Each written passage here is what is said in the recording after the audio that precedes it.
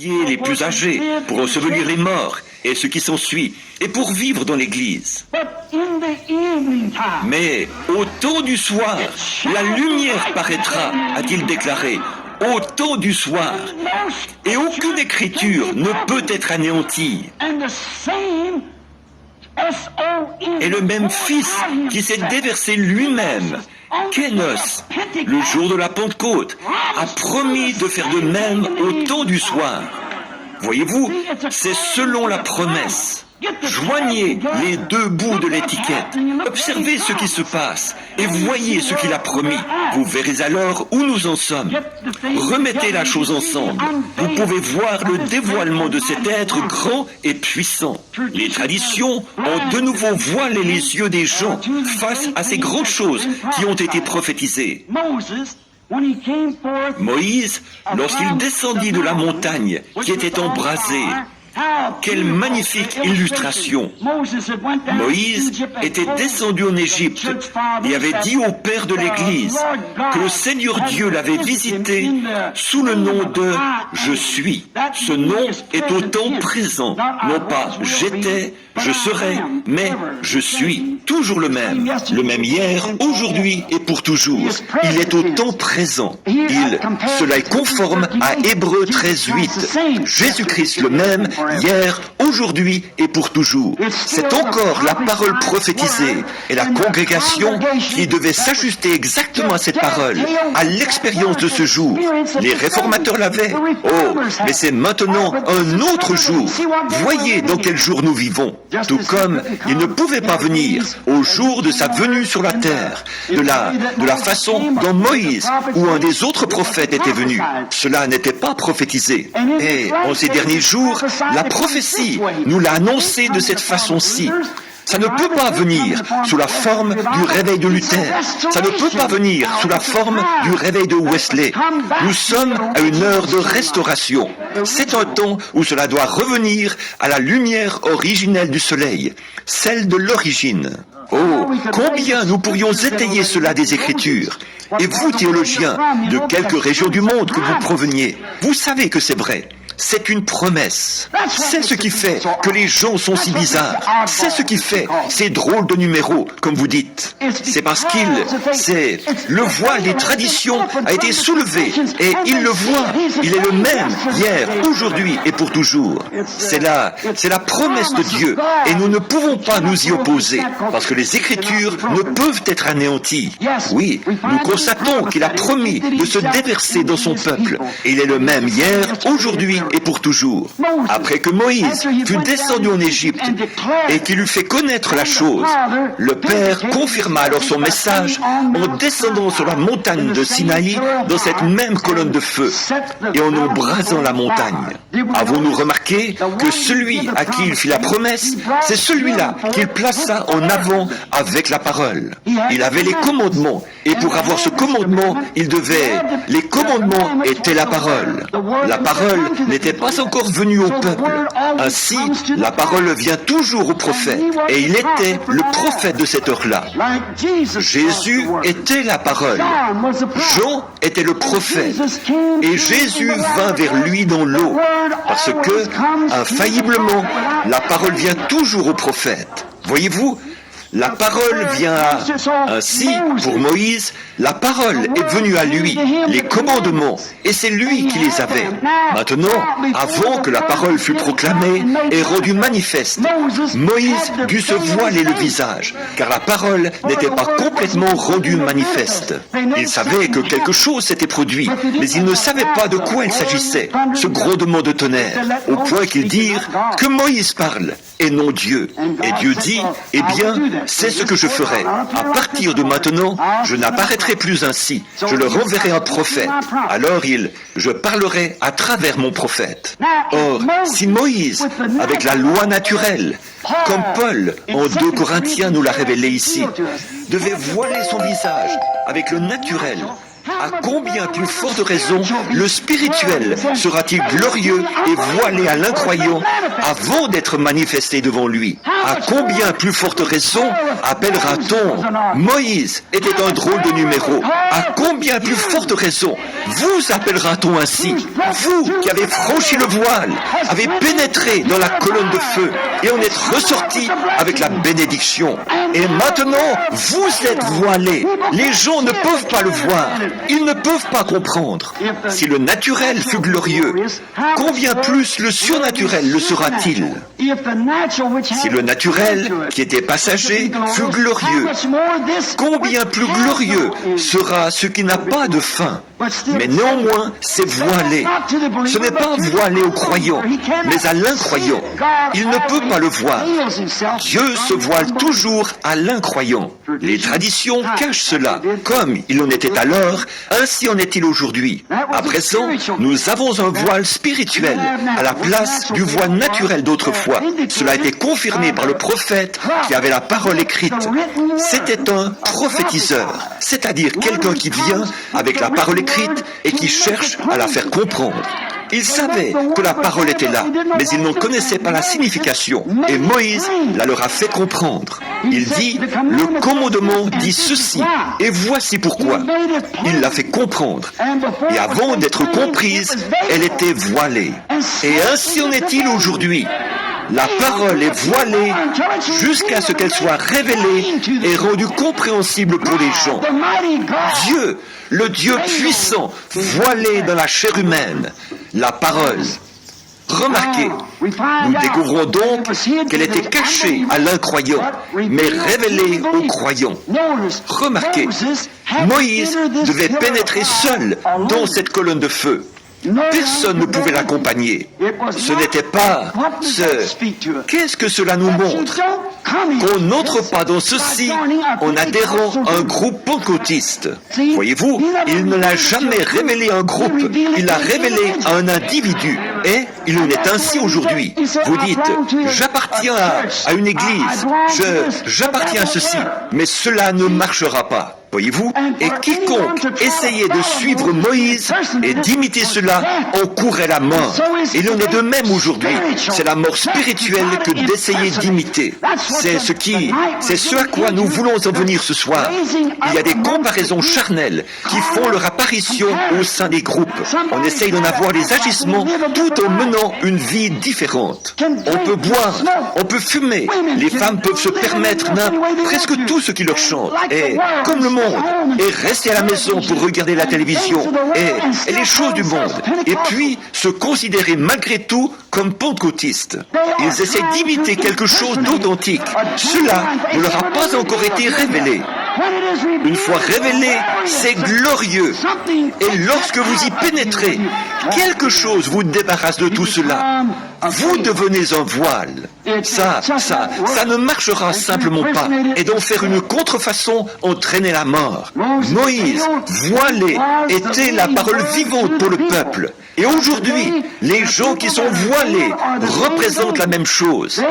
Ils sont des lettres écrites, lues de tous les hommes. Non pas une nouvelle lettre, mais la lettre qui a été écrite, manifestée. Ce sont ceux qui croient la parole et la promesse de ce jour, qui croient que Dieu répand effectivement son esprit sur toute chair. Ce sont ceux-là, les lettres écrites. Et lorsque quelqu'un essaie d'en faire une contrefaçon charnelle, cela lui retombe sur le nez. Votre vie montre ce que vous êtes. Il y avait une fois un garçon et il s'était attiré des ennuis. C'était un bon garçon, mais il avait comparu au jugement et le juge dit « Je vous reconnais coupable, je dois vous condamner à l'emprisonnement à vie. » Il dit « J'aimerais plaider moi-même ma cause. » Il dit « J'aimerais invoquer ma bonne conduite passée. » Il dit « Vous n'en avez pas. Votre conduite passée est précisément ce qui vous a condamné. Et ainsi en est-il aujourd'hui. Si l'Église n'est pas aussi avancée qu'elle le devrait, c'est à cause de sa conduite, de sa vie. Nous devons nous consacrer davantage. Nous devons croire chaque parole de Dieu. Il nous faut chercher jusqu'à ce que cette parole devienne réelle pour nous. Voyez-vous, notre conduite est ce qui nous empêche d'entrer. Mais un jour, Pour refermer cette parenthèse, dans l'enceinte de ce même tribunal, le garçon en question n'avait pas d'argent. Il ne pouvait pas payer ce qu'il devait. L'amende s'élevant à plusieurs milliers de dollars. Son grand frère est venu et l'a réglé pour lui. Or, nous avons un grand frère, Jésus, le Fils de Dieu. Il est venu payer notre rançon. Nous n'avons qu'à croire cela pour pouvoir pénétrer derrière le voile avec lui. Comme il est notre Moïse. Jésus est notre Moïse d'aujourd'hui. Moïse, voilé, était la parole vivante pour le peuple. Aujourd'hui, Jésus, voilé, est la parole vivante pour les gens qui... Jésus dans l'Église. Le Saint-Esprit, le Fils de Dieu dans les gens, révélant la parole par la promesse de ce jour-ci. C'est précisément cela, la même chose aujourd'hui. Et souvenez-vous que Moïse a fait cela et l'a manifesté, non pas au monde entier, mais au peuple de l'Exode, à une seule catégorie de gens, à ceux qui sortaient dans l'Exode. Et aujourd'hui, le Saint-Esprit, en dépit des gens qui disent « la guérison divine n'est pas vraisemblable », alors que je consultais l'autre jour, un médecin m'a appelé au sujet d'une petite dame. Oh, il y a eu 4 ou 5 cas de personnes à l'article de la mort, à qui on avait donné que quelques heures à vivre, et le Saint-Esprit les a guéris. Le médecin mettait cela en doute, disant « comment est-ce possible ?» Mais disait-il, c'est ma passion. J'ai dit « elle l'était ». Mais maintenant, elle est celle de Dieu. C'est son sujet à présent. Voyez-vous? Ainsi, vous voyez, ce qui se passe, c'est que Dieu est en train d'appeler les gens à participer à un exode, à sortir de derrière ce rideau charnel, où l'on essaye d'imiter, où l'on essaye d'adhérer à l'Église. Et ceci n'est pas tant les églises méthodistes, baptistes, presbytériennes, mais plutôt les églises pentecôtistes. C'est une affaire individuelle. C'est entre vous et Dieu. Vous devez entrer. Pas votre groupe, pas votre église, pas votre pasteur, mais c'est vous qui devez entrer. J'aimerais que vous remarquiez une autre caractéristique de Moïse. Lorsqu'il est ressorti, même s'il était prophète, même s'il était ce grand personnage, lorsqu'il est sorti avec la parole, le peuple a remarqué qu'il était transformé. Quelque chose lui était arrivé. Lorsqu'il est ressorti avec la parole confirmée de l'heure, les commandements, il était une personne transformée. Et il en sera de même pour vous, lorsque vous sortirez de derrière ce voile humain qui vous faisait rire d'une réunion comme celle-ci, qui faisait que les hommes s'achoppent à la guérison divine, déclarant « les jours des miracles sont passés ». Traversez donc ce voile humain, ce voile de tradition, et tout le monde saura que quelque chose vous est arrivé. C'est comme pour notre honorable frère Jim Brown. J'imagine que la plupart des presbytériens savent que quelque chose lui est arrivé, parce qu'il est sorti de derrière un voile de tradition. Il a vu quelque chose dans ces gens qui l'attiraient. Il est sorti de derrière le voile. Eh bien, vous, lorsque vous sortirez de derrière le voile, vous serez alors exposé au regard de tous, afin qu'ils puissent voir que quelque chose vous est arrivé. La parole voilée pour l'incroyant, mais complètement visible pour... Hier, aujourd'hui et pour toujours. À cette époque, c'était Dieu. En ce temps-là, c'était Dieu dans un homme, son Fils, Jésus-Christ. Nous croyons cela. Il n'était pas simplement un prophète, un homme ordinaire, un être humain comme les autres. Il était Dieu en Christ, Dieu dans un homme, la plénitude de la divinité corporellement, dans un homme, Dieu dans un homme. À présent, c'est Dieu dans des hommes. Voyez-vous, la plénitude de Dieu dans la divinité corporellement dans son Église entière, se manifestant lui-même, accomplissant sa parole. Or, nous voyons que Dieu, au cours des âges, a toujours été recouvert de peau. Voyez-vous, Dieu s'est caché derrière un voile. Cela me fait penser à une petite histoire qui s'est passée dans le sud. Là se trouvait un foyer chrétien. Et dans ce foyer chrétien, ils croyaient en Dieu. Et ils croyaient que Dieu les protégeait de tout malheur. Et c'est bien vrai. Et le Benjamin de la famille, un garçonnet âgé de 7 ou 8 ans, allait à l'école du dimanche. Et c'était un brave garçon. Mais il avait peur de l'orage. Et particulièrement lorsqu'il y avait des éclairs. Et j'ai raconté ceci à un homme l'autre jour, quand on a annoncé la nouvelle de cet homme qui avait été guéri. Ce même ministre m'a dit, « Il faut de vous un Dieu, frère Branham. » Eh bien, vu que c'était un critiqueur, j'ai pensé que je pouvais peut-être couper un peu court à la chose. Pas pour blesser, vous savez, mais simplement pour... J'ai dit, est-ce que le fait d'en être un s'éloignerait par trop de l'écriture? Voyez-vous? J'ai dit, non, pas du tout. J'ai dit, parce que Jésus a appelé les prophètes des dieux. Voyez-vous? C'est exact, Dieu. Et ils disent, mais vous autres, vous essayez de prendre la place de Dieu. Ce n'est pas si loin du compte. C'est exactement cela. C'est tout à fait juste. Dieu manifesté dans la chair, tout comme il l'a promis. Cette petite famille, donc, je lui ai raconté cette petite histoire qui m'est venue à l'esprit à l'instant. Il se trouva qu'un soir, l'orage éclata. Et la maman dit à son plus jeune, monte vite, fiston, et va te coucher. Il dit, maman, j'ai peur. Il dit, il n'y a rien qui puisse te faire de mal. Monte et va te coucher. Le petit Benjamin était étendu là-haut, apercevant par les fenêtres la lueur des éclairs. Le petit bonhomme est devenu si inquiet qu'il se cachait la tête sous la couverture. Il entendait malgré tout la foudre, ou voyait les éclairs sur les fenêtres, et il entendait le grondement du tonnerre. Alors il dit, « Maman !» Elle dit, « Qu'est-ce que tu veux, fiston ?» Il dit, « Monte un peu dormir avec moi. » Elle monta les escaliers comme le ferait toute bonne mère dévouée. Elle monta et prit son enfant dans ses bras. Elle lui dit, « Fiston, maman désire te parler un petit peu. » Il dit, « Très bien, maman. » Elle dit, « Souviens-toi bien de ceci. Nous allons constamment à l'église. Nous lisons la Bible. Nous prions. Nous sommes d'une famille chrétienne. Nous croyons en Dieu. » Et elle ajouta, « Nous croyons que dans les orages et dans tout ce qui peut survenir, Dieu est notre protection. » Il dit, « Maman, je crois tout ça. Mais lorsque ces éclairs sont si près, je veux un Dieu qui soit recouvert de peau. Ainsi, je pense que non seulement ce garçon, mais nous tous sommes de cet avis-là. Lorsque nous nous assemblons, lorsque nous prions les uns pour les autres, Dieu recouvert de peau. Et nous nous rendons compte que Dieu a toujours été recouvert de peau. Lorsque Moïse l'a vu, il était recouvert de peau. Il ressemblait à un homme. Lorsque Dieu était derrière les rideaux, il était recouvert de peau. Et Dieu, ce soir, dans son église, est voilé dans son église, avec de la peau sur lui. Il est toujours le même Dieu ce soir. Nous constatons cela. Mais maintenant, comme toujours, le voile de peau est ce qui déroute, à cause des traditions. Ils ne peuvent simplement pas croire que c'est Dieu qui fait agir ces gens comme ça.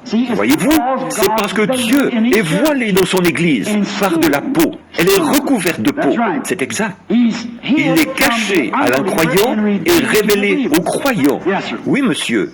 Or, quand leur voile de tradition des anciens est transpercé par la parole, oh, bien sûr, aujourd'hui, alors apparaît visiblement, nous le voyons, la divinité à nouveau voilée dans la chair humaine. Hébreux 1 le déclare, et Genèse 18 également. Vous vous souvenez que Dieu était un homme lorsqu'il se trouvait là, mangeant et parlant avec Abraham, et qu'il avait révélé ce que Sarah faisait dans la tente derrière lui. Et Jésus a dit, ce qui arriva du temps de Sodome arrivera de même à la venue du Fils de l'homme.